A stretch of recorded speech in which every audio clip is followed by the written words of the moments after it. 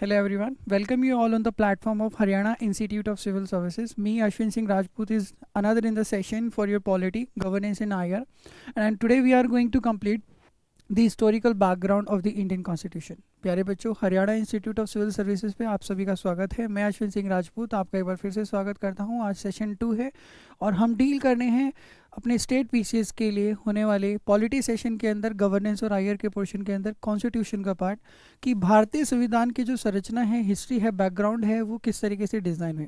Last video में आपने बहुत कुछ पढ़ा था उसका बैकग्राउंड हिस्ट्री और साथ में साथ मॉडर्न हिस्ट्री का टच करते हुए कि कॉन्स्टिट्यूशन की जो डेवलपमेंट थी वो कंपनी रूल में और ब्रिटिश एरा में किस तरीके से हुई। आप लोगों ने 1757 से लेके 1857 तक के एरा के बीच में होने वाली डिफरेंट लड़ाइयाँ और किस तरीके से नींव रखी गई कॉन्स्टिट्यूशन की, क्या ब्रिटिश ईस्ट इंडिया गवर्नमेंट को और ईस्ट इंडिया कंपनी को नीड थी कॉन्स्टिट्यूशन को डेवलप करने की, बहुत कुछ सीखा। Today we are starting the session और आज हम देखेंगे कि 1857 के बाद विद्रोह जब हुआ, क्रांति हुई, 1858 में सबसे पहला मॉडर्नाइजेशन फेज आता है जब ब्रिटिश सरकार ईस्ट इंडिया कंपनी से सारी की सारी सत्ता अपने हाथ में ले लेती है और पास करती है गवर्नमेंट ऑफ इंडिया एक्ट, यानी भारत सरकार को चलाने के लिए एक अधिनियम। और यहाँ से वो पहला पोजेशन पार्ट है, पहला वो एरिया है जब British government east India company को साइड रख के सारा का सारा जो दामोदार है और इंटरफेस है अपने हाथ में ले लेती है। So let's start the session. अगर हम इस चीज़ को डिवाइड करें, अगर मैं इस पोर्शन में डिवाइड करूं जो आपने लास्ट क्लास में लिया उसका माइंड मैप मैं आपको ड्रॉ करके समझाने की कोशिश करूं, सो आप अभी देखेंगे 1947 से पहले भारत अपना आज़ाद हुआ था 1947 में। माइंड मैप के थ्रू भी मैं आपको बहुत सारी चीज़ें इसमें समझाऊंगा। 1947 जब अपना भारत आज़ाद हुआ था तो उसे दो मेन एंटिटीज़ में, दो मेन डोमिनेंट स्टेट में बांटा गया। ये डोमिनेंट स्टेट जो मैंने वर्ड लिखा इसका मीनिंग आपको अभी समझ में आएगा जब मैं चार्टर एक्ट वगैरह कंप्लीट करूंगा और जैसे ही मैं आपके कॉन्स्टिट्यूशन की हिस्ट्री तक पहुंचूंगा।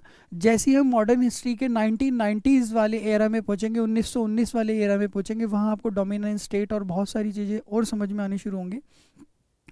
तो ब्रिटिश ईस्ट इंडिया जो कंपनी थी जो उस टाइम रूल कर रही थी, जब 1947 में ब्रिटिश गवर्नमेंट से भारत आज़ाद होता है तो वो दो, उस टाइम भारत के अंदर 11 प्रोविंसेस थी, यानी प्रोविंसेस जो 11 छोटे रजवाड़े थे जो कि प्रोविंसेस एरिया में, यानी जिन्हें आप आज की डेट में स्टेट बोलते हैं, उसमें थे, यानी इन पे राजा महाराजा राज करते थे। And the princely state rule by the Indian princess and under the subsidiary alliance policy.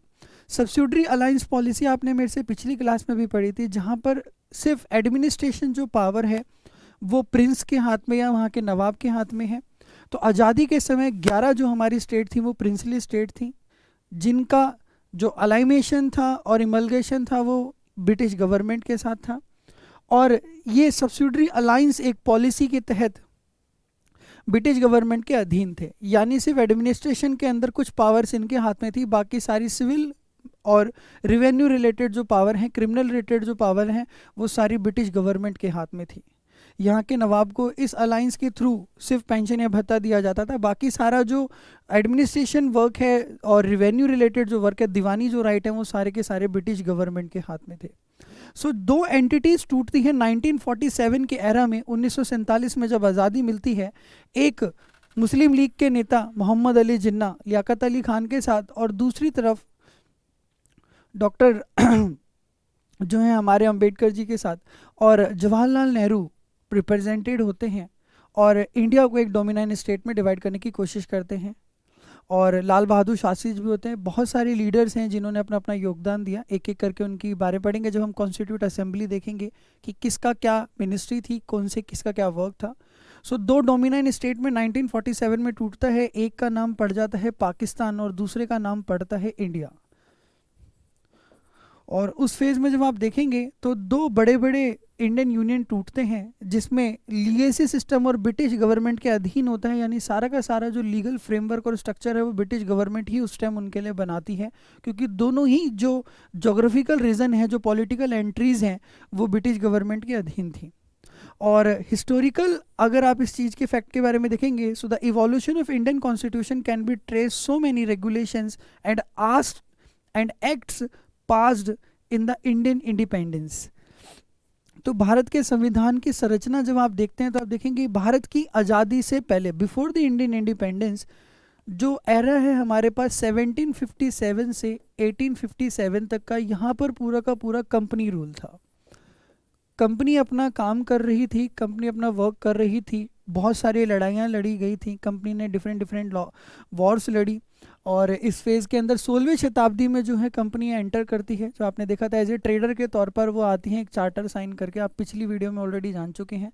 यहाँ पर 1857 में जब उनके पास दीवानी राइट वगैरह आ जाते हैं, जब आपने देखा 1765 में वो बंगाल को एनेक्स कर लेते हैं, जब बक्सर की लड़ाई और प्लासी की लड़ाई के बाद, तो वो जब रिवेन्यू राइट्स उनके हाथ में आ जाते हैं तो वो बहुत ज़्यादा रिवेन्यू कलेक्ट करना शुरू करते हैं, एक्सप्लॉयटेशन शुरू होता है, धीरे धीरे एजिटेशन शुरू होता है उनके अगेंस्ट, और सारे का सारा जो एरिया है वो धीरे धीरे उनके खिलाफ होना शुरू हो जाता है। अब ब्रिटेन में बैठी हुई गवर्नमेंट जो है उनसे जो वर्क देख रही थी कि एक छोटी सी कंपनी जिसे ट्रेडिंग के लिए भेजा गया था वो कहीं ना कहीं पॉलिटिकल मैटर्स में भी आ गई है, लीगेसी मैटर्स में भी आ गई है, सोशो मैटर्स में भी आ गई है, स्टैपलेटेड भी कर रही है, अमलगेशंस भी कर रही है, एडमिनिस्ट्रेशन वर्क भी कर रही है, और सोशो पॉलिटिकल एक तरीके से सोशल प्लस पॉलिटिकल एक एंटिटी बननी शुरू हो गई है उस छोटे से राज्य में। धीरे धीरे जो कंपनी का पार्ट है वो उनके अगेंस्ट होना शुरू हो जाता है, और 1857 का सिपाही म्यूटनी होती है, सिपाही विद्रोह जिसे आप पढ़ते हैं मॉडर्न हिस्ट्री के अंदर। और सीतापुर, सतारा, बीजापुर और नागपुर और झांसी ग्वालियर को जो ये एनेक्स करते हैं डलहौजी, उसमें भी आपने देखा कि इसके अगेंस्ट हो जाते हैं, जो डलहौजी झांसी को कैप्चर करते हैं। उस पार्ट में क्या होता है कि जो कोई भी राजा अगर अपने संतान के बिना मरता है तो उसकी सारी की सारी जो लैंड टेरिटरी है उनके अंडर में आ जाती है। तो ये सारा एजिटेशन इकट्ठा होकर एक 1857 में विद्रोह में कन्वर्ट हो जाता है। ये इसके सारे बैकग्राउंड रीजन का वर्क करते हैं। 1857 के बाद जब ब्रिटेन में बैठी हुई गवर्नमेंट देखती है कि भारत जो एज ए टेरिटरियल वर्क एरिया था, अब उस टेरिटरी जोन के अंदर ईस्ट इंडिया कंपनी ये 3 मेन लोकेशन पॉइंट पे आ चुकी है। बंगाल रीजन उनके हाथ में है, बॉम्बे रीजन भी उनके हाथ में है, और मद्रास रीजन भी उनके हाथ में। ये 3 मेन पॉइंट हैं लैंड पॉइंट इंडिया के जो काउंट करे जाते हैं, जो उस टाइम उनके हाथ में थे। और बंगाल रीजन के साथ साथ बक्सर की जब लड़ाई होती है तो अवध वगैरह भी रीजन इनके हाथ में आ चुका होता है, और प्लासी की लड़ाई होती है। कंपनी रूल जब कर रही होती है तो अब वहाँ पे ब्रिटेन में बैठी हुई गवर्नमेंट देखती है कि 3 मेन लोकेशन पॉइंट पर अब कंपनी रूल हो चुका है, तो अब कहीं ना कहीं इन पे ट्रेडिंग राइट्स ही छोड़े जाएं, और सारे पॉलिटिकल और जितने भी कमर्शियल एक्टिविटीज़ हैं वो हमारे थ्रू होनी चाहिए।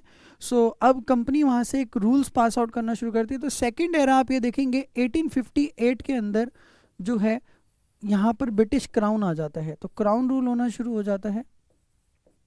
और क्राउन रूल के बाद यानी ब्रिटेन की गवर्नमेंट जो क्वीन एलिजाबेथ है वहाँ की, वो यहाँ से अब चार्टर और एक्ट्स पास करना शुरू करेंगी, रेगुलेशंस देना शुरू करेंगी, एक्ट बनाना शुरू करेंगी, और जो है नियम और लॉज बनाना शुरू करेंगी, और उनको रेगुलेट करने के लिए क्या वर्क करा जाएगा, इंडिया में फंक्शन करना स्टार्ट किया जाएगा।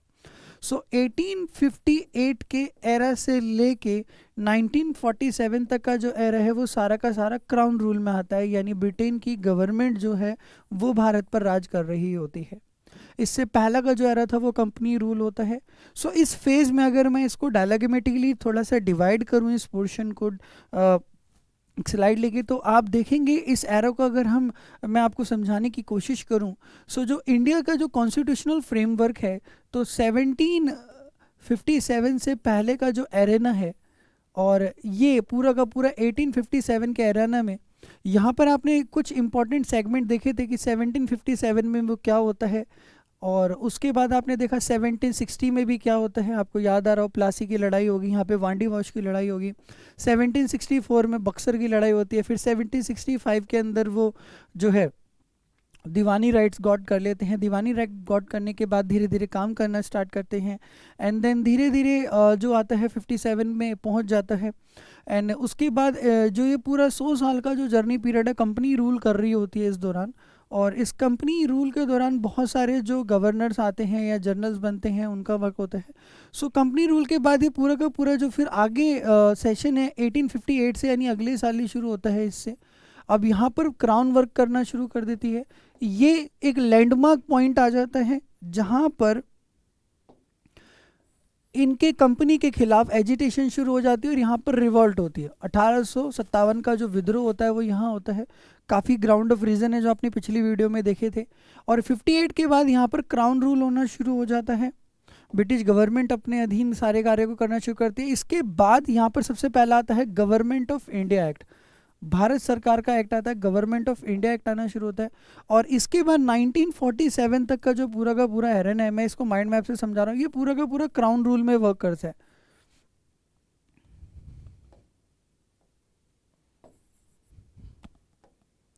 तो यहाँ पर पूरा का पूरा जो है वो क्राउन रूल वर्क करता है।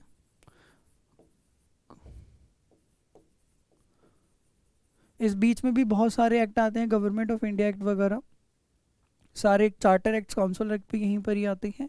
एंड देन लेटर ऑन अगर आप इस फेज़ को समझने की और डेप्थ में कोशिश करें, इतना आपको समझ में आ गया कि 57 से पहले का एरा कैसा था और 57 के बाद का एरा कैसा है। एंड देन अगर हम इसके अंदर देखें कि सबसे पहला जो इसमें रूल वर्क आता है 1773 के अंदर, सबसे पहली जो स्टार्टिंग होती है कंपनी, जो हम देखें एक्ट आता है, that is called regulating act. इसको मैं नाम लिख देता हूँ। सबसे पहला जो काम करती है ये गवर्नमेंट इंडियन गवर्नेंस को कवर करने के लिए, तो सबसे पहला रेगुलेटिंग एक्ट पास होता है 1773 के अंदर। सो ये फेज़ आप देखें तो ये किसका है, इससे पहले का है। इसके बाद आता है दीवानी राइट गॉड करने के बाद आते हैं, उसके बाद अमेंडिंग एक्ट आता है, एंड देन उसके बाद पिट इंडिया एक्ट आता है, और फिर उसके बाद फाइनली जब ये चीज़ें क्रॉस होनी शुरू हो जाती हैं तो then government of India act आना शुरू होता है।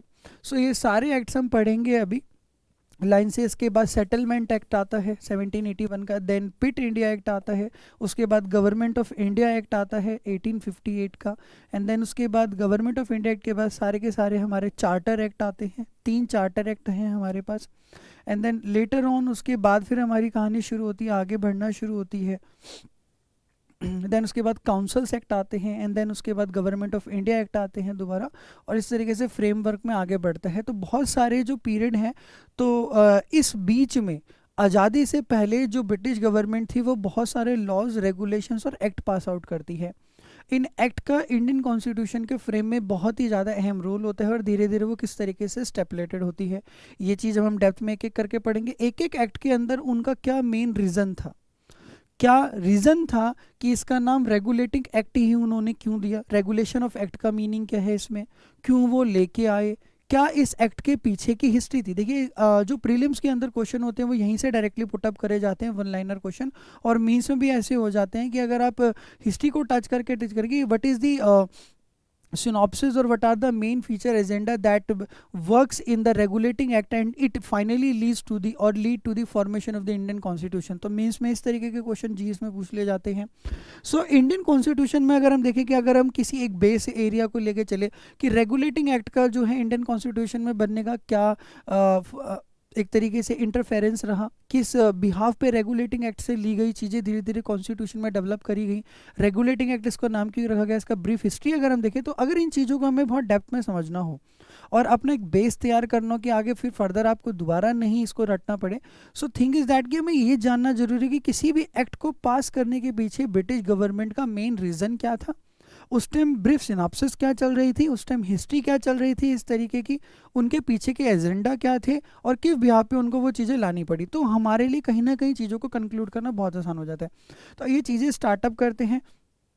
सो अगर आप प्रोविंसेस के मामले में देखें कि उस टाइम जो हमारी ईस्ट इंडिया गवर्नमेंट रन कर रही थी जो, so if I will look at the session, तो इसके अंदर आप देखेंगे ब्रिटिश प्रोविंसेस जो हैं ये रेड जोन में आने वाली हैं, सारे के सारे ब्रिटिश गवर्नमेंट की हैं। सो भारत उस टाइम जो डोमिनाइन स्टेट में था, और जो येलो वाली हैं वो सारी प्रिंसली स्टेट है, यानी प्रिंस जिनके ऊपर राज करते थे।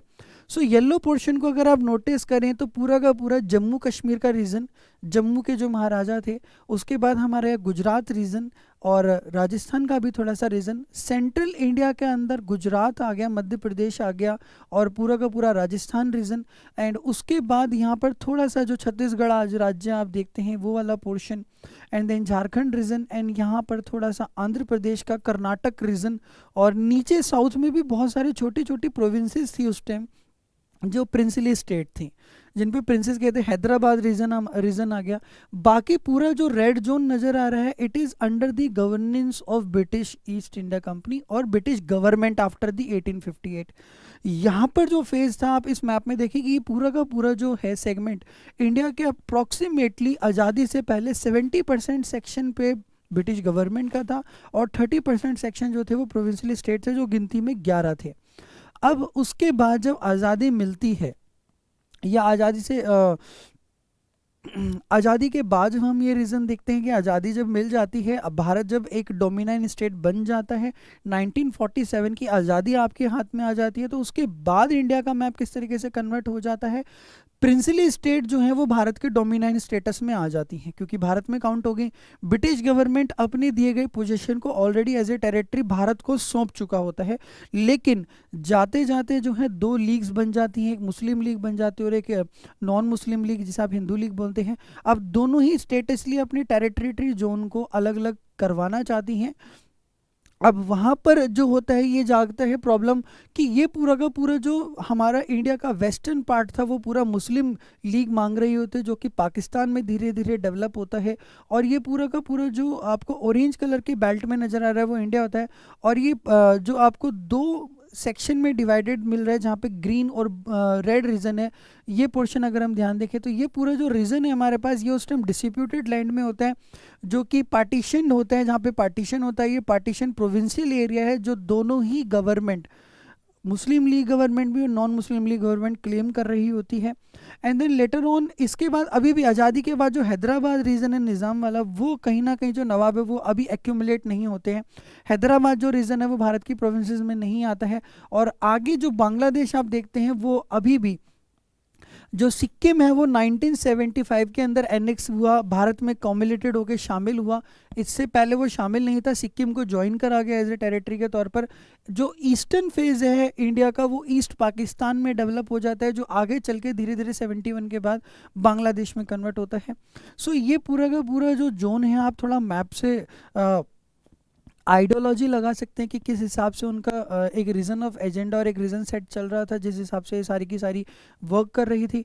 अब अब हम देखें कि कंपनी रूल, अब मैं आपको बैकग्राउंड हिस्ट्री जो मैंने आपको दो पोर्शन में डिवाइड करी, आपको पूरी हिस्ट्री मिल चुकी है, आप पहली वीडियो में देख चुके हो कि ग्राउंड ऑफ रीजन क्या चल रहे थे कंपनी के, जिस वजह से वो कॉन्स्टिट्यूशन को या रूल्स को बना रहे थे। अब कंपनी रूल के दौरान, यानी 1757 1600 से लेकर जब वो आए थे, और 1757 तक, जब तक उन्होंने पूरा का पूरा 150 साल कंपनी ने जो रूल करा, कंपनी ने जो वर्क करा, उस दौरान कंपनी जो रूल्स लेके आई, कंपनी जो एक्ट्स लेके आई, उन एक्ट्स का इंडियन कॉन्स्टिट्यूशन में फ्रेम करने का क्या क्या दामोदार था, क्या क्या रीजन स्टेपुलेटेड करे उन्होंने, वो सारी चीज़ें हम एक बार जानते हैं। तो कंपनी का जो रूल है वो काउंट करा जाता है 1773 से लेके 1858 तक के रीजन को। यानी ये जो पूरा का पूरा जो आप देखिए 80-90 साल का जो दशक है, 1773 में वो सबसे पहला एक्ट लेके आते हैं, that is called the regulating act. And then उसके बाद 1858 वो ऐसा एरेना होता है जहाँ पर ये पूरी की पूरी जो Bharat as a India dominion state है, वो क्राउन रूल के अंदर आ जाती है। यानी ईस्ट इंडिया कंपनी जो है उससे सारी की सारी सत्ता क्राउन के अंडर में चली जाती है। ये सबसे पहला ऐसा इंपॉर्टेंट पॉइंट होता है जहाँ पर जो आपकी टेरिटरी है वो किसी क्राउन स्टेट में कन्वर्ट होनी शुरू हो जाती है। तो वहाँ की जो क्वीन एलिजाबेथ हैं वो इस पर रन करती हैं। सो सबसे पहला जो एक्ट पास आउट होता है ईस्ट इंडिया कंपनी के द्वारा, जैसे ही वो बंगाल को एनेक्स करते हैं, 1764 के अंदर बक्सर की लड़ाई होती है, जहाँ पर शाह आलम टू मीर कासिम की वजह से युद्ध को हारते हैं, और 1765 के अंदर जो कंपनी है वो अपनी दीवानी राइट हासिल कर लेती है। दीवानी राइट का मतलब क्या है कि फौजदारी और फौजदारी यानी सिविल और क्रिमिनल दोनों ही मैटर्स को जो है अब कंपनी देखेगी। सिर्फ एडमिनिस्ट्रेशन की सलाह के लिए और उन पे बात करने के लिए, एडमिनिस्ट्रेशन से रिलेटेड जो मैटर होंगे वहाँ के जो नवाब होंगे उनको वो दे दिए गए थे कासिम को। लेकिन कहीं ना कहीं पूरा का पूरा जो दीवानी वर्ड का मतलब है रिवेन्यू राइट्स हो गए, यानी राजस्व कलेक्ट करना, यानी टैक्सेशन को कलेक्ट करना। और मेन इंपॉर्टेंट चीज़ यही होती है। इस पूरे के पूरे फेज से पहले जो है ब्रिटिश ईस्ट इंडिया कंपनी तीन चीज़ों पर रन कर रही थी, हमारी सिविल पे और हमारे पुलिस पर और हमारे सिविल सर्वेंट्स पे। सो वो आप ऑलरेडी पीछे वीडियो में देख चुके हैं कि आर्मी का क्या रोल था, किस तरीके से आर्मी को वो स्टेप आउट कर रहे थे, पुलिस का क्या रोल था, एजुकेशन का क्या रोल था। उस टाइम जो ब्रिटिश ईस्ट इंडिया कंपनी ने कोशिश करी धीरे धीरे इस कॉलोनियल टेरिटरी को, इस उपनिवेशिक एरिया को अपने अंदर कवर करने की। सो 1773 में जो है रेगुलेटिंग एक्ट आता है। अब इसके पीछे की बैकग्राउंड हिस्ट्री देखते हैं, रेगुलेटिंग एक्ट क्यों लिया गया, रेगुलेशन क्यों दिए गए हैं, काम क्यों लाया गया है, इस तरीके का क्या वर्क है। तो दीवानी राइट हासिल करते के साथ ही 1765 के अंदर ये क्या करते हैं, रिवेन्यू कलेक्ट करना शुरू कर देते हैं। अब रिवेन्यू कलेक्ट करना जब शुरू करते हैं तो ब्रिटेन में बैठी हुई गवर्नमेंट देखती है एक छोटी सी कंपनी जिसे भेजा गया था भारत में सिर्फ व्यापार करने के लिए, ट्रेडिंग करने के लिए, अब धीरे धीरे पॉलिटिकल मैटर में कन्वर्ट होनी शुरू हो गई और पॉलिटिकल एजेंडा उसने कवर कर लिया है। बंगाल जो रीजन है वो उनके अंडर में है, वो उसे कैप्चर कर चुकी है, और जो बॉम्बे रीजन है वो भी उनके अंडर में आ चुका है क्योंकि ऑलरेडी जो फ्रेंच को वो हरा चुके हैं। और यहाँ पर जो हमारे पास मद्रास रीजन है वो भी उनके पास है वहाँ पर वांडी वॉश की लड़ाई के बाद।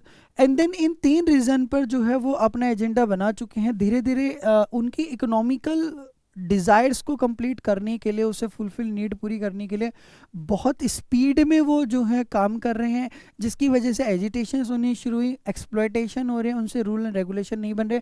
अब ब्रिटेन में बैठी हुई जो गवर्नमेंट है वो ये चीज़ देखती है कि इनके पास जो है रन करने के लिए ट्रेडिंग तो कैपेसिटी है, बट एडमिनिस्ट्रेशन को और पॉलिटिकल मैटर्स को ये इतने अच्छे से नहीं देखते। तो वो सबसे पहला वहाँ से भेजती है और एक एक्ट को, और यहाँ पर ब्रिटेन में ब्रिटिश ईस्ट इंडिया कंपनी जो कि ऑलरेडी यहाँ पर वर्क कर रही है, इनको समझाती है और एक एक्ट भेजती है, और सारी की सारी जो इनकी पॉलिसीज़ हैं वो दूसरे में कन्वर्ट कर देती हैं। तो कहीं ना कहीं सबसे पहली जो नींव है, जब आप एम लक्ष्मीकांत में भी पढ़ते हैं या बाकी बुक्स में भी पढ़ते हैं, तो जो बैकग्राउंड हिस्ट्री वो रेगुलेटिंग एक्ट से शुरू होती है। लेकिन रेगुलेटिंग एक्ट से ही आपने क्यों शुरू करी, उससे पहले की जो क्या हिस्ट्री थी, किस तरीके से चीज़ें सेटअप हो रही थी, काम करने वाली भले ईस्ट इंडिया कंपनी थी लेकिन पीछे जो मोहरा था वो ब्रिटेन गवर्नमेंट ही थी। सो यहाँ से आपको चीज़ें समझ में आनी धीरे धीरे शुरू होंगी कि अब धीरे धीरे कॉन्स्टिट्यूशन का फ्रेम रखा जा रहा है। रेगुलेटिंग एक्ट से जो है अब ब्रिटेन में बैठी हुई गवर्नमेंट ईस्ट इंडिया कंपनी को अपना एक मोहरा बना के धीरे धीरे रूल्स को, लॉज को पास आउट करनी शुरू करेगी। अब ईस्ट इंडिया कंपनी को इस एक्ट में होता क्या है, सिर्फ एक कमर्शियल बॉडी बना दिया जाता है कि तुम सिर्फ ट्रेडिंग करोगे और इसके अलावा कुछ नहीं करोगे। जितने भी अब यहाँ पर एडमिनिस्ट्रेशन वाले वर्क होंगे, जितना भी यहाँ पर सिविल वर्क होगा, और जितना भी यहाँ पर मिलिट्री रिलेटेड अफेयर्स होंगे, या जितने भी यहाँ पर क्रिमिनल रिलेटेड अफेयर्स होंगे, वो सारे के सारे ब्रिटिश गवर्नमेंट देखेगी। आप बस एक कमर्शियल एंटिटी हो, कमर्शियल कंपनी हो और यही करोगे। सबसे पहला एक्ट पास आउट होता है 1773 रेगुलेटिंग एक्ट। अब इसका नाम रेगुलेटिंग क्यों रखा गया, देखिए क्योंकि ब्रिटेन की गवर्नमेंट अभी पूरा का पूरा काम जो है अपने हाथ में नहीं ले रही, सिर्फ 2 पार्ट में डिवाइड कर दिया है। Commercial activity east India company के हाथ में है और बाकी की सारी जो पॉलिटिकल एजेंडाज हैं अपने हाथ में लेगी। तो वहाँ से एक रेगुलेशन पास करती है, एक अधिनियम पास करती है कि अब तुम्हें इस तरीके से काम करना होगा। अभी तक जो तुम थे वो सारे राइट तुम संभाल रहे थे 1773 से पहले। 65 में दीवानी राइट हासिल करने के बाद तुमने जो 13 साल ये वर्क करा है, ये इस जो है इसके जो रीजन है वो धीरे धीरे आउटब्रेक में कन्वर्ट हो जाएंगे। और अगर इस कॉलोनियल स्टेट पे, India as a colonial state पे अगर आपने बहुत लंबा अगर काम करना है तो आपको कुछ चीज़ें जो हैं इस तरीके से हमारे अकॉर्डिंग कन्वर्ट करनी पड़ेंगी। सो दैट्स उन्होंने एक रेगुलेशंस पास करी, वो तो उस रेगुलेशन के नाम पर ही इसका नाम रखा गया रेगुलेटिंग एक्ट। वो रेगुलेशन से यानी किसी चीज़ को छोटे टाइम पीरियड के लिए काम में कन्वर्ट करने के लिए दिए गए जो कानून होते हैं, दिए जो एजेंडाज होते हैं, लिखे गए जो चार्टर्स होते हैं, मैग्ना कार्टा होते हैं, that is regulations. And then this act is being named as regulating act of 1773। तो इस एक्ट की अगर हम फीचर्स की बात करें कि इस एक्ट के अंदर जो है प्यारे बच्चों किस किस तरीके के वर्क हुआ, तो अगर हम इसके एक्ट के अंदर बात करें कि कंपनी ने वर्क क्या करा, तो इसके फीचर्स अगर हम देखें, इस एक्ट के अंदर स्पेशल चीज़ें क्या आई थी, ब्रिटेन की गवर्नमेंट ने ईस्ट इंडिया कंपनी के ऊपर क्या रेगुलेशंस दिए, किस तरीके से जो इनकी कमर्शियल एक्टिविटी है वो अब ये खुद डील करेंगे, और बाकी सारी की सारी जो एडमिनिस्ट्रेशन रिलेटेड वर्क है वो ब्रिटिश गवर्नमेंट देखेगी, क्राउन देखेगी। सो इनमें किस तरीके से रूल्स और स्ट्रैटेजी हुई, इस एक्ट के अंदर क्या अधिनियम लाए गए, क्या फीचर्स ये देखते हैं। तो सबसे पहली जो चीज़ थी ये वो पार्ट था, it was the first step taken by the British parliament to control and regulate the affairs of the East India company. ये वो पहला ऐसा रूल था, पहला ऐसा एक्ट था जहां पर ब्रिटिश गवर्नमेंट ने, ब्रिटिश क्राउन ने कंपनी के होने वाले अफेयर्स को, कंपनी जितने भी काम कर रही थी, कंपनी के अफेयर्स का मतलब क्या है, जितने भी वो सिविल रिलेटेड काम कर रही है, क्रिमिनल रिलेटेड काम कर रही है, दीवानी, फौजदारी, सारे जो रिलेटेड वर्क है, रेवेन्यू रिलेटेड जो वर्क है, अब उनके अंदर रेगुलेशंस कौन बना रहा है। पहले वो अपने आप कर रहे थे, इतना ज़्यादा जो था ब्रिटेन की गवर्नमेंट के हस्तक्षेप नहीं थे, लेकिन अब रेगुलेटिंग एक्सपर्ट करते हैं, जब उन्होंने देखा कि इन्होंने दीवानी राइट हासिल कर लिया, छोटी ट्रेडिंग कंपनी अब एक पॉलिटिकल सोशो मैटर में कन्वर्ट हो रही है, एक सोशो पॉलिटिकल एजेंडा कन्वर्ट हो रही है, एक नई आइडियोलॉजी डेवलप हो रही है, उसके अंदर एक नए टेरिटरी को एज ए कॉलोनियल स्टेट में धीरे धीरे कन्वर्ट कर रही है। तो अब उसको जो है ट्रेडिंग राइट्स तो पता है, लेकिन पॉलिटिकल और एडमिनिस्ट्रेशन राइट नहीं पते, वो सिर्फ एक गवर्नमेंट रन करती है, क्योंकि उनके पास पॉलिटिकल एजेंडाज हैं, पॉलिटिकल पॉलिसीज हैं। सो अब उन्हें धीरे धीरे दिखा कि इन्हें कुछ रेगुलेशंस लेने की जरूरत है। ब्रिटेन में बैठी गवर्नमेंट पूरी चीज़ों का ध्यान कर रही है। सो ये पहला ऐसा मैटर होता है जब कंपनी की सारी जो राइट्स हैं वो ईस्ट इंडिया कंपनी की, वो ब्रिटेन की पार्लियामेंट वर्क करना शुरू करती है। इसके अंदर क्या होता है, जब जैसे ही इस एक्ट को लाया जाता है तो गवर्नर जो हमारे पास इंडिया के अंदर 3 लैंडमार्क पॉइंट थे जो बहुत इंपॉर्टेंट थे। बंगाल रीजन जिसे आप देखते हैं, तो इस एक्ट के आते के साथ ही सबसे पहला जो वर्क होता है वो ये होता है कि ब्रिटेन की गवर्नमेंट ये काम करती है, इंडिया के 2 मेन इंपॉर्टेंट पॉइंट जो हैं, दैट इज बंगाल रीजन जो ये एनेक्स कर चुके हैं, देन उसके बाद बॉम्बे रीजन, बॉम्बे का जो पार्ट था, and then it is Madras reason.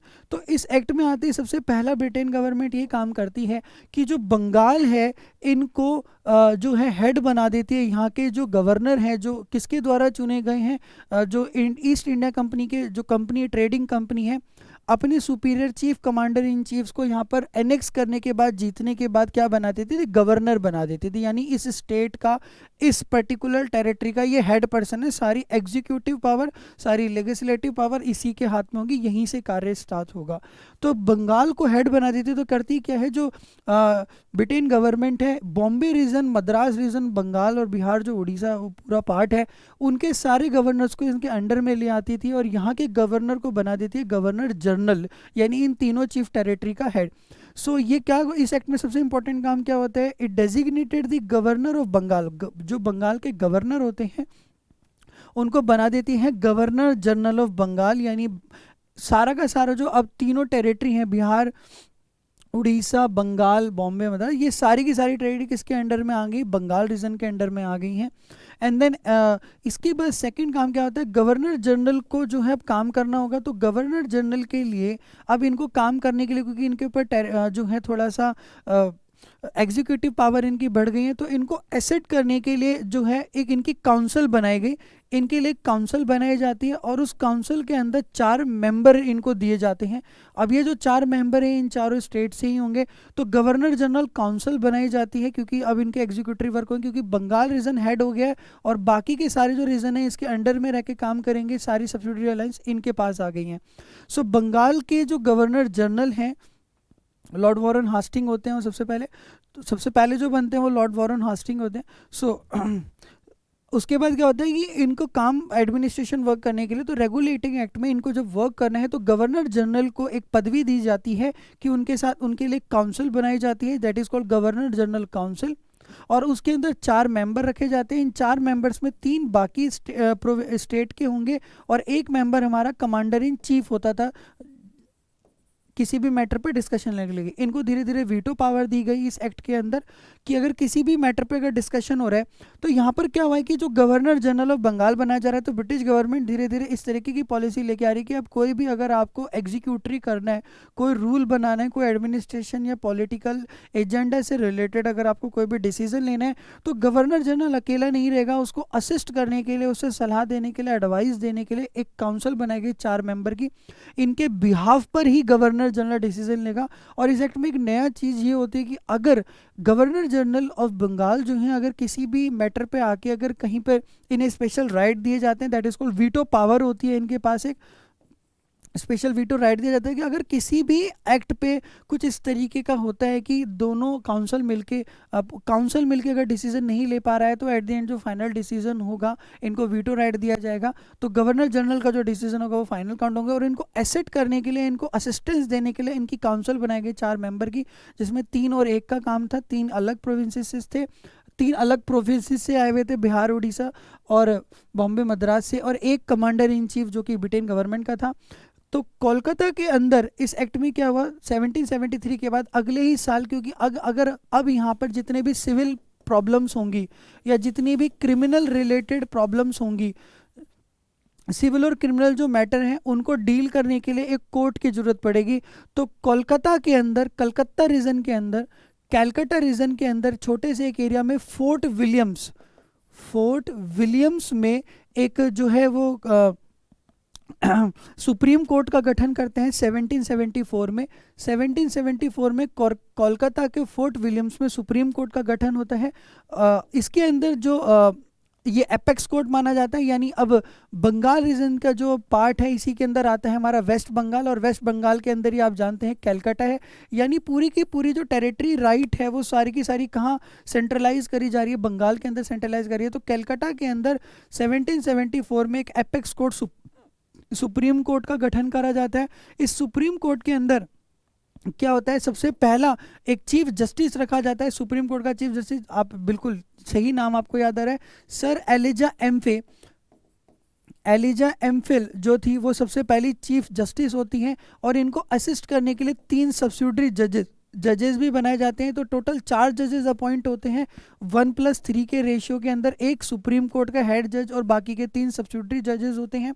सबसे पहली सुप्रीम कोर्ट जो जज होती हैं वो सर एलिजा एमफिल होती हैं। 1774 में उसका गठन होता है। तो ब्रिटेन की गवर्नमेंट, आप ध्यान दे रहे हैं कि रेगुलेशंस दे रही है कंपनी को, अब धीरे धीरे सिर्फ ट्रेडिंग में ही इंडल्ज कर रही है। बाकी सारे सोशो पॉलिटिकल मैटर्स को, एडमिनिस्ट्रेशन मैटर्स को, सिविल मैटर्स को, क्रिमिनल मैटर्स को कौन डील कर रहा है, कंपनी ब्रिटेन गवर्नमेंट डील कर रही है। सारे रूल अफेयर्स में मैटर करना शुरू कर दिया। गवर्नर जनरल को हटा के गवर्नर जनरल ऑफ बंगाल बना दिया गया है, और उसको असिस्ट करने के लिए 4 मेंबर दे दिए जो भी ब्रिटेन गवर्नमेंट की तरफ से हैं। यहाँ पर कोर्ट ऑफ डायरेक्टर्स वर्ड क्या है, इसका मीनिंग समझते हैं एक बारी, मैं एक ले लूँ तो ईस्ट इंडिया कंपनी जो है, इस एक्ट के बाद यहाँ पर इनको ये पार्ट दिया गया कि ये सिर्फ कमर्शियल एक्टिविटीज़ को ही वर्क करेंगी, कमर्शियल एक्टिविटीज़ को डील करेंगी। तो इस कंपनी के जो हेड पर्सन्स हैं, इन हेड पर्सन्स को कहा जाता था कोर्ट ऑफ डायरेक्टर्स। इस कंपनी के हेड पर्सन्स को कहा जाता था कोर्ट ऑफ डायरेक्टर्स।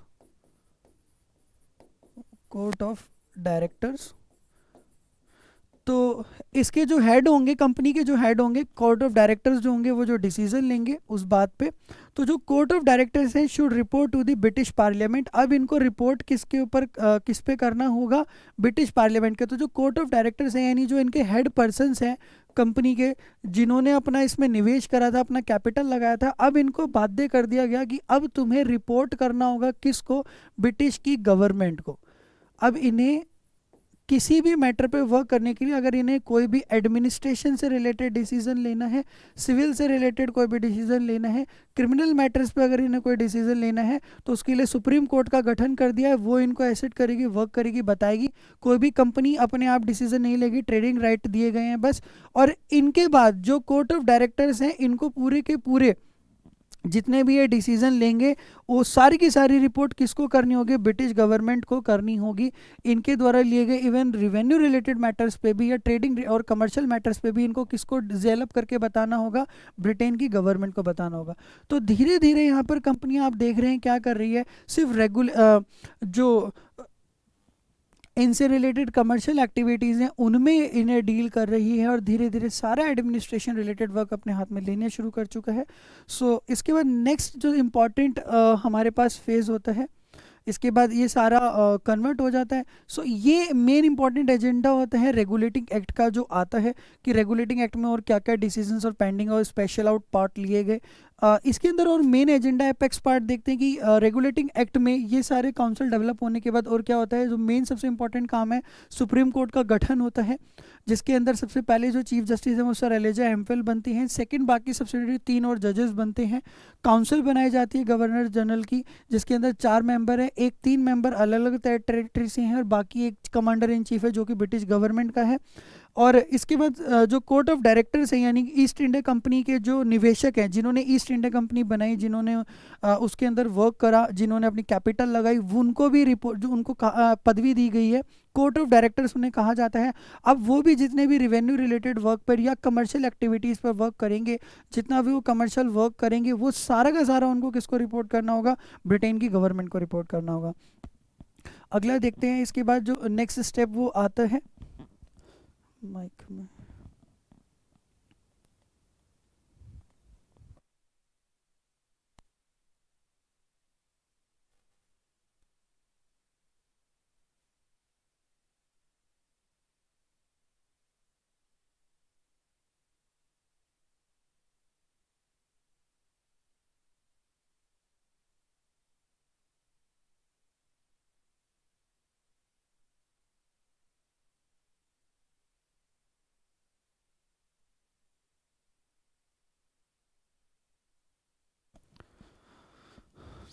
आगे का सेगमेंट पढ़ते हैं कि किस हिसाब से आगे इसमें और एक्ट चेंजेस आते हैं।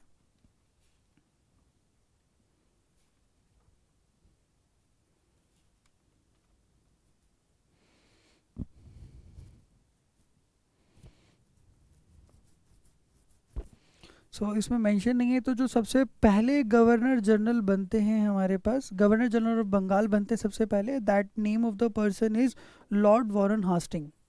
लॉर्ड वॉरेन हास्टिंग पहले गवर्नर जनरल ऑफ बंगाल बनते हैं। ये सबसे पहले वो पर्सन है जिनको गवर्नर जनरल ऑफ बंगाल की पदवी दी जाती है। इस एक्ट में और मेन इंपॉर्टेंट वर्क क्या होता है, एक बार ये देख लेते हैं। ये तो आपने पढ़ लिया, एक और स्लाइड ले लेता हूँ। इंडिया की जो टेरिटरी थी, देखिए ये प्रीलिम्स में भी बहुत इंपॉर्टेंट रहता है। बंगाल रीजन जो हमारे पास है इनका, बंगाल रीजन के अंदर जो इनके पदवी दी गई है, that is governor general of Bengal बना दिया गया है। अब इस एक्ट में हुआ क्या है, जो बंगाल रीजन है जिसको इनका गवर्नर जनरल बना दिया है, तो जो बाकी की 2 टेरिटरी हैं, that is called Madras territory और बॉम्बे टेरिटरी।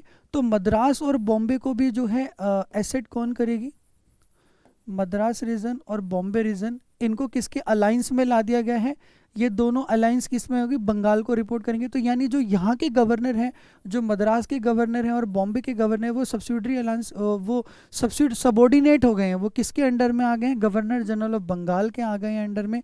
इनको इस चीज़ के लिए एसेट करने के लिए, असिस्टेंस देने के लिए इनके लिए क्या बनाई गई है, इनके लिए काउंसिल का गठन हुआ। उस काउंसिल के अंदर टोटल 4 मेंबर थे और वो 4 मेंबर में कौन कौन थे, 3 सब्सिडरी मेंबर थे और एक कमांडर इन चीफ हुआ करता था। ये 3 मेंबर जो हैं आप बाकी की प्रोविंसेस के होने वाले गवर्नर हैं या ब्रिटेन की गवर्नमेंट के दिए गए पर्सन होते हैं। अब यहाँ पर क्या होता है, जो गवर्नर जनरल ऑफ बंगाल होते हैं, अगर किसी भी मैटर पे वर्क कर रहे हैं, गवर्नर जनरल जो बंगाल हैं, अगर वो किसी भी मैटर पे, चाहे वो एडमिनिस्ट्रेशन है, सिविल है, क्रिमिनल है, रेवेन्यू रिलेटेड मैटर है, अगर उस पर डिसीजन ले रहे हैं, तो इनके पास एक स्पेशल राइट दिया जाता है इनको ब्रिटेन की गवर्नमेंट के द्वारा, क्योंकि वो उन्हीं के द्वारा बिठाए गए हैं। इनको एक स्पेशल राइट दिया जाता है गवर्नर जनरल ऑफ बंगाल को, that right is called casting vote. Now what is the meaning of casting vote, ये इंपॉर्टेंट है कि अगर आपसे प्रीलिम्स पॉइंट ऑफ व्यू से पूछ लिया जाता है कि ऐसा कौन सा एक्ट था जहां पर जो गवर्नर थे ईस्ट इंडिया कंपनी के नाम, अभी चैनल किसका वर्क है, अभी वर्क ईस्ट इंडिया कंपनी कर रही है, लेकिन जो पर्सन भेजा गया है, जो उन्हें रूल कर रहा है, जो उन्हें रेगुलेट कर रहा है, जो उन्हें रेगुलेशन दे रहा है, वो ब्रिटेन गवर्नमेंट का है। यानी पीछे जो हिडन एजेंडा है वो ब्रिटेन की गवर्नमेंट का है, सिर्फ सामने फ्रंट में आके वर्क कौन कर रहा है, ईस्ट इंडिया कंपनी कर रही है। उन्हें कास्टिंग वोट का राइट दिया जाता है। What is the meaning of casting vote, कि तुम अब वोट दे के अपना अधिकार दिखा सकते हो, तुम पे एक वीटो पावर है।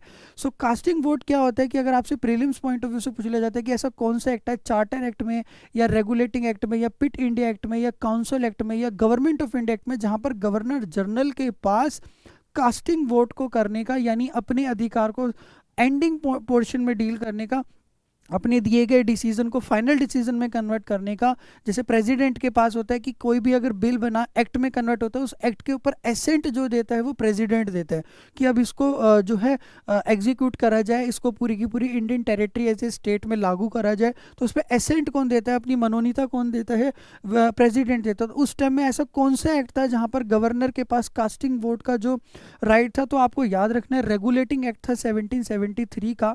तो वीटो जो कास्टिंग वोट पावर है वो क्या था? कास्टिंग वोट एक ऐसा वोट होता है अगर कोई भी ऐसी सिचुएशन आती है जहां पर टाई होने वाला हो, टाई ऑफ अ डिसीजन, अगर किसी भी डिसीजन पे टाई होने वाला है, यानी टोटल 4 मेंबर में से 2 मेंबर एक साइड डिसीजन दे रहे हैं और 2 मेंबर एक साइड डिसीजन दे रहे हैं, तो रास्ता नहीं हो पा रहा है, तो वहां पर जिस डिसीजन के साथ गवर्नर जनरल का होगा, अगर कोई भी सपोज मैटर है एक उसके फेवर में उसके अगेंस्ट में है, तो जिस मैटर ऑफ शोशो के अंदर जो है गवर्नर जनरल का जो एसेंट है, चाहे वो फेवर में हो या अगेंस्ट हो, तो उनके दिए गए डिसीजन को ही फाइनल माना जाएगा अगर वहां पर टाई अप हो रहा है। तो इस एक्ट रूल को और इस पर्टिकुलर डिसीजन ऑफ मैटर को कास्टिंग वोट का डिसीजन मैटर कहते हैं, इनको जो पावर दी गई आपने। और दूसरा देखा कि सुप्रीम कोर्ट का गठन करते हैं, साथ ही साथ इस इंपॉर्टेंट जो सेगमेंट था, अब ये सुप्रीम कोर्ट जो वर्क कर रहा होता है, क्या कर रहा होता है? सुप्रीम कोर्ट वर्क करता है कि कंपनी के जो अफेयर्स हैं, कंपनी जो यानी ईस्ट इंडिया कंपनी जितने भी मैटर्स अब यहाँ पर वर्क करेगी, जितने भी मैटर्स पे देखेगी, तो उन सारे मैटर्स के अंदर सारे के सारे जो सिविल मैटर होंगे कंपनी से रिलेटेड, और जितने भी क्रिमिनल मैटर्स होंगे और जितने भी एडमिनिस्ट्रेशन से रिलेटेड मैटर्स होंगे, उनको पूरा का पूरा जो डील करेगी, पूरा पूरा डील करेगी, अपना एसेंट देगी, सारा डिसीजन लेगी, वो कौन करेगा? सुप्रीम कोर्ट करेगा। तो अब इस एक्ट में एक और इंपॉर्टेंट चीज़ होती है कि सुप्रीम कोर्ट की जो जुडिक्शन है, जो सुप्रीम कोर्ट की जुडिक्शन है, यानी इनके जो डिसीजन लेने की पावर है, तो बंगाल भी इनके अंदर आता है, बंगाल में भी ये लेंगे, बिहार रीजन का भी एनेक्स इनके अंडर में है, और उड़ीसा रीजन का भी एनेक्स इनके अंडर में है। तो इन तीनों जो टेरिटरीज पर है, जो उस टाइम की स्टेट थी, उन पे डिसीजन लेने का पावर किस पे आ गया? सुप्रीम कोर्ट के पास आ गया। इसके बाद जो इम्पोर्टेंट पार्ट आता है वो ये आता है, जो आप देखेंगे एक नया एक्ट पास आउट होता है। इस एक्ट के बाद देखते हैं कि इस एक्ट में वर्क कैसा कैसा हुआ। अब 1773 के बाद 5 साल ये एक्ट वर्क करता है, तो ये नोटिस करते हैं कि इस एक्ट में कुछ कमियां रह गई। अब इस एक्ट को अगर हमें रेक्टिफाई करना है, तो एक नया एक्ट आता है 1781 के अंदर, जिसे ये एक्ट ऑफ सेटलमेंट भी कहते हैं और अमेंडिंग एक्ट भी कहते हैं। अमेंडिंग मतलब कि पुराने दिए गए एक्ट में जो कमियां रह गई उसको अब सेटल्ड आउट करा जाए, उसे हटाया जाए, उसे ठीक करा जाए। तो that act is called amending act, और इसका एक नया नाम भी है सेटलमेंट एक्ट भी कहते हैं। तो इस एक्ट में होता क्या, इस एक्ट को किस लिए लाया गया है कि 1773 के अंदर जो रेगुलेटिंग एक्ट आया था, अगर उसके अंदर कुछ कमी रह गई है, इसे डिक्लेरेटरी एक्ट भी कहा जाता है। रेगुलेटिंग एक्ट जिसको डिक्लेरेटरी एक्ट कहा गया था, कि गवर्नर जनरल को गवर्नर जनरल ऑफ बंगाल का एसेंट दे दिया था, और पहले जो गवर्नर जनरल ऑफ बंगाल थे वो लॉर्ड वॉरेन हास्टिंग थे, लॉर्ड वॉरेन हास्टिंग थे। तो इसके अंदर क्या होता है, पावर और जुडिक्शन जो थी वो किसके पास हो गई थी? सुप्रीम कोर्ट के पास क्लैरिफाई कर दी गई थी। कंपनी के जो ऑफिशियल से which were subjected to the dual control of the company and supreme court were accepted from the supreme court jurisdiction. तो यहाँ पर जो ये वर्ड लिखा हुआ है, इसका मीनिंग क्या है? अगर हम देखें ये किस फेज को बताना चाह रहा है, सो यहाँ पर ये लिखा हुआ है कि जो कंपनी के ऑफिशियल से, यानी कंपनी के जो हेड पर्सन थे, which were subject to the dual control of company, तो वो कंपनी के डुअल मैटर्स में वर्क कर रहे थे। कोर्ट ऑफ डायरेक्टर्स का भी डिसीजन मानना था उनको, और अगर किसी भी अफेयर्स पे डिसीजन लिया गया सुप्रीम कोर्ट का, तो सुप्रीम कोर्ट का भी डिसीजन मानना था। लेकिन court of directors at the end bound किसके अंडर में थे? ब्रिटेन की गवर्नमेंट के अंडर में थे, क्योंकि रिपोर्ट उन्हें करनी थी। और सुप्रीम कोर्ट को एक्सेप्टेड करा गया था सुप्रीम कोर्ट के जुडिक्शंस के लिए, यानी सुप्रीम कोर्ट इन मैटर्स पे डिसीजन आराम से ले सकता था। दीवानी अदालत बनाई गई थी जो सारे के सारे सिविल केसेस को देखती थी, और निजामत अदालत बनाई गई थी जो सारे के सारे क्रिमिनल केस को देखती थी। तो 2 अदालतें थी सुप्रीम कोर्ट के अंडर में, दीवानी अदालत और निजामत अदालत, सरदार दीवानी अदालत और सरदार निजामत अदालत। दीवानी के अंदर सिविल मैटर्स सारे के सारे, और निजामत अदालत के अंदर सारे क्रिमिनल केसेस को डील करता था सुप्रीम कोर्ट। इस एक्ट को रिकॉग्नाइज करा गया था एप्लेट जुडिक्शन के लिए, गवर्नमेंट जनरल के लिए, सिविल केसेस के लिए। सिविल केसेस जितने भी होंगे किसी भी प्रोविंशियल कोर्ट में, यानी बिहार, उड़ीसा, बंगाल, मद्रास, बॉम्बे रीजन में जितने भी सिविल मैटर केस होंगे वो सारे सुप्रीम कोर्ट के जुडिक्शन फाइनल माने जाएंगे दीवानी अदालत के अंदर। और अगर उन्हीं टेरिटरी के अंदर अगर कोई क्रिमिनल एक्टिविटी केस आता है तो वो भी निजामत अदालत में जो डिसीजन लिया जाएगा सुप्रीम कोर्ट के थ्रू फाइनल होगा। क्रिमिनल जस्टिस सिस्टम जो था वो पूरा का पूरा रिलीजन बेस्ड था, एम बाय एम लॉ होता था and H by H law था। What is the meaning of M by M law and H by H law? Muslim to Muslim laws and Hindu to Hindus laws पे work होता था। सरदार दीवानी अदालत जो थी governor general council के under में आती थी। Why not under the Supreme Court or other judges body? British really interested in disciplining justice as they have invariably claimed. British जो थे उन्होंने सारा का सारा जो सिविल और क्रिमिनल मैटर है वो सुप्रीम कोर्ट के अंडर में क्यों लिया है? और सुप्रीम कोर्ट में वर्क कौन कर रहा है? ब्रिटिश गवर्नमेंट के दिए सिलेक्टेड जो पर्सन है वो कम कर रहे हैं। तो धीरे धीरे सारे जो पॉलिटिकल एजेंडा ऑफ मैटर है वो सुप्रीम कोर्ट अपने अंडर में ही ले रहा है। सो इस फेज में ये चीज़ आती है। इसके अंदर आएगा कुछ इंपॉर्टेंट एक्ट्स और डिसीजन को देखें तो जो अमेंडिंग एक्ट है 1718 उनका, इसके अंदर क्या होता है, जितने भी डिफेक्ट्स रह गए थे, जो रेगुलेटिंग एक्ट आया था 1773 का, उस एक्ट में जितने भी डिफेक्ट्स आ गए थे, जो कुछ कमियां रह गई थी, उसको ओवरकम करने के लिए एक नया रूल पास कर दिया ब्रिटेन पार्लियामेंट, और उस रूल को कहती है अमेंडिंग एक्ट 1781 का, और इसे नाम से जाना जाता है सेटलमेंट और डिक्लेरेटरी एक्ट ऑफ 1781। 1781 का इसको डिक्लेरेटरी एक्ट और सेटलमेंट एक्ट भी कहा जाता है।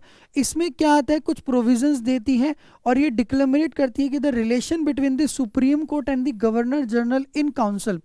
इस एक्ट में सबसे बड़ा इंपॉर्टेंट चीज ये डिसाइड करा जाता है, जो अमेंडिंग एक्ट आता है, कि जो सुप्रीम कोर्ट है, जो सुप्रीम कोर्ट उन्होंने बनाया है, इस सुप्रीम कोर्ट का और गवर्नर जनरल की जो काउंसिल है जिसमें 4 मेंबर हैं, इन दोनों के बीच में जो डिसीजन फाइनल होगा वो इनका फाइनल होगा। इनको और स्पेशल पावर दी जाती है सुप्रीम कोर्ट को कि बिहार, उड़ीसा, बंगाल, मद्रास रीजन में जितने भी सिविल, क्रिमिनल और एडमिनिस्ट्रेशन रिलेटेड मैटर्स हैं वो सारे के सारे कौन डील करेगा? सुप्रीम कोर्ट डील करेगा। It settled the question of जुडिक्शन of the supreme court. Supreme court को कहाँ डिसीजन लेना है और कहाँ नहीं लेना है, जो क्वेश्चन खड़ा करा गया था काउंसिल के द्वारा और उनके बाकी गवर्नर्स के द्वारा, उसको जेल अप करके ईस्ट इंडिया कंपनी की इस चीज़ को सारा अपने अंडर में कौन ले लेता है? सुप्रीम कोर्ट के हाथ में जुडिक्शन दे दी जाती है। इस एक्ट में सुप्रीम कोर्ट को वेल डिफाइन कर दिया जाता है। और इसके बाद सारी की सारी जितनी जुडिक्शन है किसी भी प्रोविंसेस पे, रिलीजियस मैटर पे हो, चाहे रूल्स बनाने हो प्रोविजनल कोर्ट पे, तो सुप्रीम कोर्ट को एक पावर दे दी जाती है कि जितनी भी रीजनल कोर्ट हैं उनके ऊपर भी अगर कोई डिसीजन देनी है तो ये बनाएंगे। जितनी भी रिलीजियस रिलेटेड एजेंडा होंगे, धार्मिक रिलेटेड जो एजेंडा होंगे, उन पे डिसीजन लेनी है तो भी सुप्रीम कोर्ट का डिसीजन फाइनल होगा। सिविल एंड क्रिमिनल रिलेटेड अगर कोई मैटर पे जील अप करना है तो भी सुप्रीम कोर्ट का डिसीजन फाइनल होगा। उसके जुडिक्शन को बढ़ा दिया गया है। Bengal region, Bihar region, Orissa region इनके अंडर में आ गया है पूरा का पूरा। इन पे लिया गया फाइनल डिसीजन होगा। गवर्नर जनरल काउंसिल जो थी उनको स्पेशल राइट दिया, गवर्नर जनरल जो काउंसिल थी उनको पावर दी जाती है कि जो प्रोविंशियल कोर्ट है उसके लिए वो डिसीजन बना सकते हैं, बट रूल और रेगुलेशन जो होंगी गवर्नर जनरल की या उसके काउंसिल की, उनको रजिस्टर्ड करना होगा। काउंसिल जो लॉ बना रही है बना सकती है, लेकिन उस लॉ को अगर रजिस्टर्ड भी करना होगा तो उसको रजिस्ट्रेशन भी कौन देगा? सुप्रीम कोर्ट ही देगा। सो यहाँ पर आप देखते हैं कि यहाँ धीरे धीरे वो पहली नींव रखी गई कि जुडिशरी को जो है एग्जीक्यूटिव और लेजिस्लेटिव बॉडी से सेपरेशन की जा रही है।